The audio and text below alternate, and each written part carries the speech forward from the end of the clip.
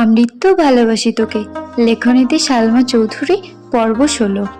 সকালে অল্প খেয়ে যে রুমে ঢোকে।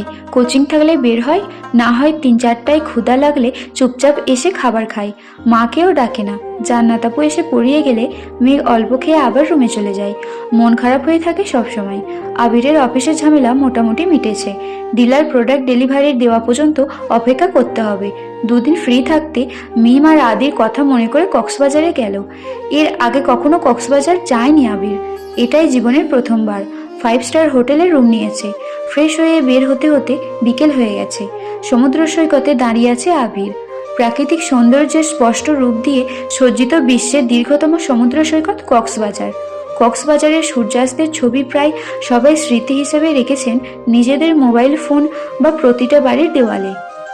আবির সমুদ্রের ঢেউয়ের সঙ্গে গোধূলি বেলার সূর্যাস্ত দেখে বিমোহিত। অসংখ্য প্রাপ্তি, ক্লান্তি, হতাশা বিকীর্ণ হয়ে আছে আবিরের মনে। সমুদ্রের পানিতে অস্তমিত সূর্যের অপরূপ দৃশ্য উপভোগ করছে। কিছুক্ষণ পর আবিরের ফোনে কল আসে। পকেট থেকে ফোন বের করে দেখে তানভীরের কল। রিসিভ করে। তানভীর: আসসালামু আলাইকুম ভাইয়া। আবির: ওয়ালাইকুম আসসালাম। তানভীর: কোথায় আছো? আবির: কক্সবাজার আসছি আজ। কেন? তানভীর: একটু দরকার ছিল। আবির: বল। তানভীর: এমপির মেয়ে নাকি তোমায় রিকোয়েস্ট দিয়েছিল, তুমি নাকি তাকে ব্লক করে দিয়েছো। আজ এমপির বাসায় গিয়েছিলাম, মেয়ে তো তোমার কথা জিজ্ঞেস করতেছে আমায়। আবির: তুই কি বলছিস? তানভীর: প্রথমে তো এমনিতেই বোঝানোর চেষ্টা করেছি, কিন্তু মানতেছে না, তাই বাধ্য হয়ে বলেছি তুমি আরেকজনকে পছন্দ করো, তার সাথে তোমার বিয়ে ঠিক। আবির: আচ্ছা ঠিক আছে। তানভীর: কিন্তু একটা সমস্যা আছে ভাইয়া। আবির: আবার কি সমস্যা? তানভীর: এমপির মেয়ে যদি এমপিকে বলে আর উনি যদি আমায় জিজ্ঞাসা করে তখন আমি কি বলবো? যদি মেয়ের কথা জিজ্ঞেস করে তখন কি বলবো?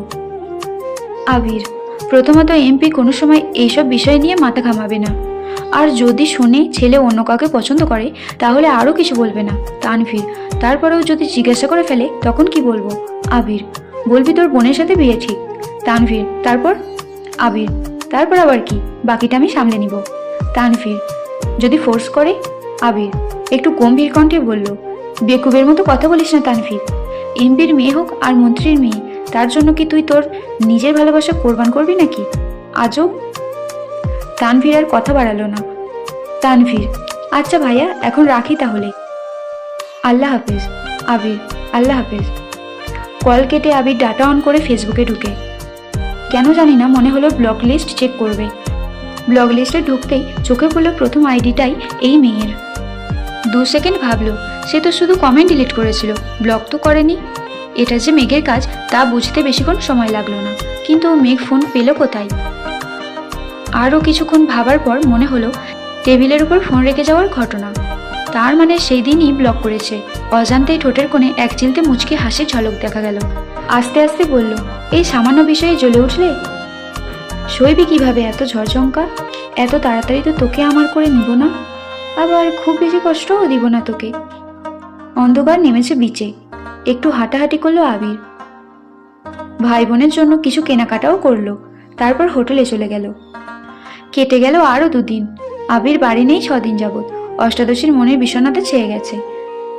খায় না ঠিক মতো, পড়াশোনাও করে না, মোবাইলও চাপে না, কথাও বলে না কারোর সাথে, শুধু টিউশন আর কোচিং যাই আসে এইটুকুই। আজ সকাল থেকে মনটা মাত্রাতিরিক্ত একটু খারাপ।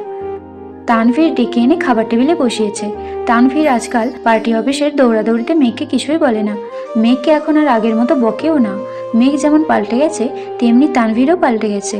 মেঘ খাবার টেবিলে বসে কোনো কথা না বলেই অল্প খাবার খেলো। তানভীর মোজামেল খানকে প্রশ্ন করলো, আব্বু ভাইয়া কবে ফিরবে? মোজামেল খান যথারীতি জবাব দিলেন, কাজ শেষ হলে ফিরবে। কাজ এখনও শেষ হয়নি। মেঘের হৃদয়ে রক্তক্ষরণ হচ্ছে। কয়েকটা দিনেই আবির ভাই শূন্যতা খুব করে ভোগাচ্ছে অষ্টাদশীকে। টিউশন শেষ করে কোচিংয়ে গেল 2 বান্ধবী একসাথে। বন্যা বারবার জিজ্ঞেস করছে, কি হয়েছে তোর? মেঘ শুধু মাথা নাড়ছে, একটা কথাও বলছে না। একটা ক্লাস শেষ হয়েছে। স্যার বেরিয়ে যাওয়া মাত্রই ওষ্ঠ উল্টে কান্না শুরু করলো মেঘ। প্রথম দিকে ফুপিয়ে ফুপিয়ে কাঁদলেও নিজেকে বেশিক্ষণ কন্ট্রোল করতে পারল না। কান্নার মাত্রা বেড়ে গেছে, শ্বাস নিতে পারছে না। মেঘের এই অবস্থা দেখে আটকে ওঠে বন্যা। মেঘকে নিয়ে ওয়েটিং রুমে চলে যায়। ওখানে যাওয়াতে বাঁধ ভাঙা কান্না শুরু হয়ে গেছে মেঘের। বন্যা কোনোভাবেই শান্ত করতে পারছে না। 10-15 মিনিট স্থির হয় এই কান্না, তারপর কিছুটা থেমেছে। এখন জোরে জোরে শ্বাস ছাড়ছে। একটু কাঁদলেই মেঘের শ্বাসকষ্ট শুরু হয়। বন্যা মাথায় হাত বুলাতে বুলাতে শান্ত স্বরে বলল, কি হয়েছে তোর? এভাবে কান্না করছিস কেন? মেঘ ফুপিয়ে ফুপিয়ে উত্তর দিল, আমার খুব কান্না পাচ্ছে। বন্যা ভ্রু কুঁচকে বলল, কান্না পাচ্ছে? তা তো দেখতেই পাচ্ছি, কিন্তু কেন কান্না পাচ্ছে সেটা বল। মেঘের গভীর জবাব, জানি না। বন্যা নিজেকে কন্ট্রোল করে আবার প্রশ্ন করলো, রেজাল্ট নিয়ে চিন্তা করছিস? নাকি চান্স পাওয়া নিয়ে? নাকি বাসায় কেউ বকেছে তোকে? আবারও কাঁদছে মেঘ। কাঁদতে কাঁদতেই বলল, আমি আবির ভাইকে খুব মিস করছি বন্যা। উনি ফেসবুকেও আসে না। আমি ওনাকে না দেখে, ওনার কথা না শুনে আর থাকতে পারছি না। বন্যা এবার অবুঝ বাচ্চার মতো হাসলো, তারপর বলল, মিস করছিস তো কল দে। মেঘ কাঁদতে কাঁদতেই বলল, উনি কি আমার সাথে কথা বলবেন? বন্যা এবার সশব্দে হাসলো। উনি কথা বলবেন কি বলবেন না এসব যদি তুই ভাবিস, তাহলে উনি কি ভাববেন? মেঘ এবার মুখ তুলে তাকালো বন্যার দিকে। বন্যা এবার হাসতে হাসতে বলল, বেবি তুমি তো আবির ভাইয়ের প্রেমে হাবুডুবু খাচ্ছ। সাবধান বান্ধবী, ডুবে যেও না, সামনে কিন্তু ভর্তির পরীক্ষা। মেঘ ভেঙচি কেটে বলল, আমি আবির ভাইকে ভালোবাসি। এইটুকু বলেই থেমে গেল। নাটা বলার খুব চেষ্টা করলো, কিন্তু বলতে পারল না। বন্যা মেঘকে ঠান্ডা মাথায় বেশ কিছুক্ষণ বসালো। মেঘ শান্ত হয়ে বসে আছে। বন্যা বলল, তুই তাহলে বাসায় চলে যা, ক্লাস করতে হবে না। ফোন দে, আমি ড্রাইভার আঙ্কেলকে কল দিচ্ছি। তারপর মেঘকে গাড়িতে দিয়ে বন্যা এসে ক্লাসটা শেষ করলো। মেঘ বাসায় এসে ফ্রেশ হয়েই ছুটে গেল মায়ের ঘরে। হালিমা খান ঘুমোচ্ছিলেন। মেঘ মায়ের হাতের উপর মাথা রেখে মাকে জড়িয়ে ধরে শুয়ে পড়েছে। হালিমা খান ঘুমের মধ্যেই একবার চোখ খুলে দেখলেন। মেঘকে দেখে মেঘের পিঠ বরাবর জড়িয়ে ধরে ঘুমিয়ে পড়লেন পুনরায়। অনেকক্ষণ কান্না করায় মেঘও ক্লান্ত হয়েছিল। সেও মাকে জড়িয়ে ধরে ঘুমিয়ে পড়েছিল। বেশ কিছুক্ষণ পর মেঘের ঘুম ভাঙে। ততক্ষণে হালিমা খান সজাগ হয়ে গেছেন। শুয়ে শুয়ে মেয়ের মাথায় হাত বুলিয়ে দিচ্ছেন। মেঘ সচরাচর মায়ের কাছে শুতে আসে না। যখন খুব বেশি মন খারাপ থাকে তখনই আসে। মেঘের ঘুম ভাঙতেই হালিমা খান বললেন, তোর কি শরীর খারাপ মা? মেঘ মাথা নেড়ে না করলো। হালিমা খান পুনরায় বললেন, রেজাল্ট নিয়ে চিন্তা করছিস? মেঘ আবারও মাথা নেড়ে না করলো। মেঘ আবার মাকে শক্ত করে জড়িয়ে ধরে বলল, আম্মু আবির ভাই কবে আসবে? মেয়ের প্রশ্নে হালিমা খান মুচকে হাসলেন আর বললেন, কেন ভাইয়ের জন্য পেট ফুটছে? মেঘ মনে মনে বলল, পেটের সাথে মনটাও ফুটছে আম্মু। মেঘকে নীরব দেখে হালিমা খান বললেন, দুপুরে তো কথা হলো, বলল আরো 2-4 দিন লাগতে পারে। কথা হয়েছে শুনে সহসা মেঘের মনটা খারাপ হলো। নিজেকে সামলে বলল, আম্মু আবির ভাইকে কল দাও না প্লিজ। হালিমা খান, বিকেলেই তো কথা হলো, এখন আবার কল দিয়ে কি করব? ছেলেটা মনে হয় ব্যস্ত। মেঘ, আম্মু প্লিজ দাও না। হালিমা খান নিজের ফোন হাতে নিয়ে কল দিল আবিরকে। লাউড স্পিকারে দিয়েছেন। কয়েকবার রিং হতেই রিসিভ করলো। আবির, আসসালামু আলাইকুম মামনি। আবির ভাইয়ের কণ্ঠ শুনে মেঘের বক্ষ স্পন্দন জোরালো হলো। হালিমা খান, ওয়ালাইকুম আসসালাম। ব্যস্ত আছিস বাবা? আবির, হ্যাঁ কিছুটা। কেন? হালিমা খান, মেঘ একটু কথা বলবে তোর সাথে। আবির, ঠিক আছে দাও। হালিমা খান মেঘের দিকে ফোন এগিয়ে দিলেন। মেঘ কাঁপা কাঁপা হাতে ফোন নিল। সঙ্গে সঙ্গে লাউড স্পিকার অফ করে দিল মেঘ। মেঘ ধীর কণ্ঠে বলল, হ্যালো। আবির তৎক্ষণাৎ রেগে মেগে বলল, হ্যালো কি রে? প্রথমে কল দিয়ে সালাম দিতে হয়, এটাও জানিস না? আবিরের ধমকে চুপসে গেল মুখটা। আস্তে ধীরে বলল, আসসালামু আলাইকুম। আবির গম্ভীর কণ্ঠেই উত্তর দিল, ওয়ালাইকুম আসসালাম। মেঘ এবার কাঁপা কাঁপা গলায় বলল, কেমন আছেন ভাইয়া? আবির কিছুটা স্বাভাবিক হয়ে বলল, আলহামদুলিল্লাহ ভালো, তুই কেমন আছিস? মেঘ দীর্ঘশ্বাস ফেলেও উত্তর দিল, আলহামদুলিল্লাহ। দুজনে কয়েক সেকেন্ড নীরবতা পালন করলো।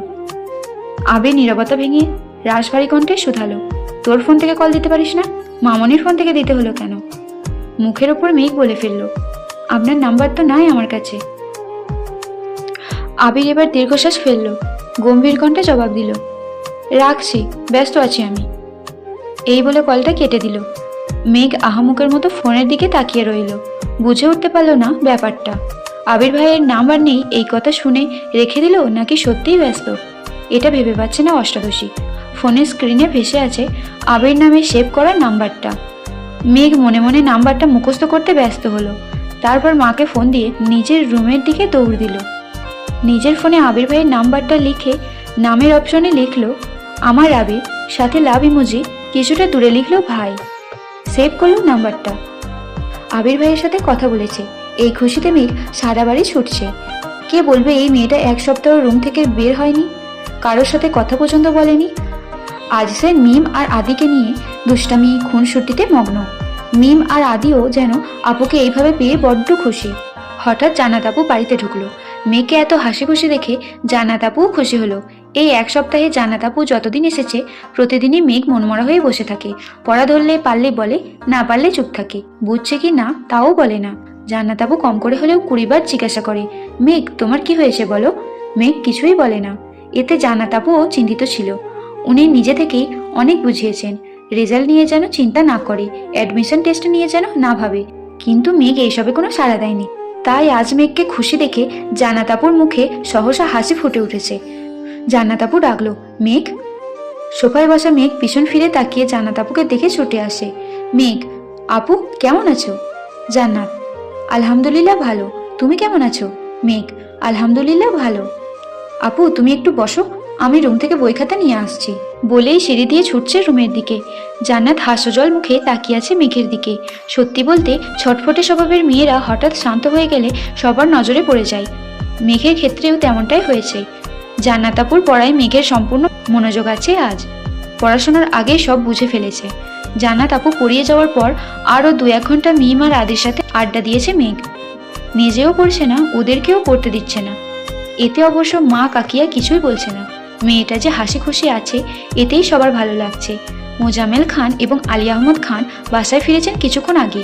ফ্রেশ হয়ে খেতে বসেছেন। মেঘও আজ সবার সাথে খেতে বসেছে। আবির ভাইয়ের চেয়ারের দিকে তাকিয়ে মুচকি হাসলো। মনে মনে বলল, মিস ইউ আবির ভাই। আলী আহমদ খান মেঘকে জিজ্ঞেস করলেন, মেয়েটা ভালো পড়াচ্ছে তো আম্মু? মেঘ হাসি মুখে উত্তর দিল, আপু অনেক ভালো পড়ায় বড় আব্বু, কোনো সমস্যা হলে জানাইও। স্বাভাবিকভাবেই কথাটা বললেন আলী আহমদ খান। মেঘও শান্ত স্বরে বলল, ঠিক আছে বড় আব্বু। মেঘ রুমে এসে শুয়ে পড়েছে। আজ পড়তে একটুও ইচ্ছা করছে না। আবির ভাইয়ের সাথে কথা বলার খুশি, সাথে এটাও অনুভব করেছে সে আবির ভাইকে ভালোবেসে ফেলেছে। এইসব ভেবে মেঘের ওষ্ঠ ছড়িয়ে আসে। সহসা ডাটা অন করে আবির ভাইয়ের আইডিতে ঢুকে। সেদিন রাগ করে ছবি ডিলিট করার পর আর ছবিগুলো ডাউনলোড করেনি। আজ আবার ইচ্ছা হলো ছবিগুলো সেভ করার। এখন আর রাগ অভিমানে আবির ভাইয়ের ছবি ডিলিট করবে না, এই প্রতিজ্ঞা করলো। আবির ভাইয়ের আইডিতে ঢুকতেই একটা পোস্ট চোখে পড়ে। আমার স্বপ্নগুলো হাতছানি দেয় সন্ধ্যা তারার মাঝে। সাথে কক্সবাজারের সমুদ্র সৈকতে তোলা একটা ছবি 2 ঘন্টা আগেই পোস্ট করেছেন। মেঘ সঙ্গে সঙ্গে ছবিতে কেয়ার রিয়াক্ট দিল। একটা লাভ ইমোজিও কমেন্ট করলো।